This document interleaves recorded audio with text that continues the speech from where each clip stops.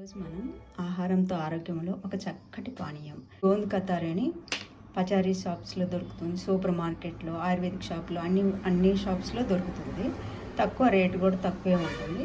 దీన్ని మనం రాత్రి నీళ్ళల్లో నానబెట్టుకుంటే పెద్దగా అవసరం లేదు. ఒక ఇద్దరికి 2 గ్లాసులు సరిపోవాలి అంటే ఇంత వేస్తే సరిపోతుంది. చాలా ఎక్కువ అయిపోతుంది. ఈ జెల్ లాగా తయారవుతుంది.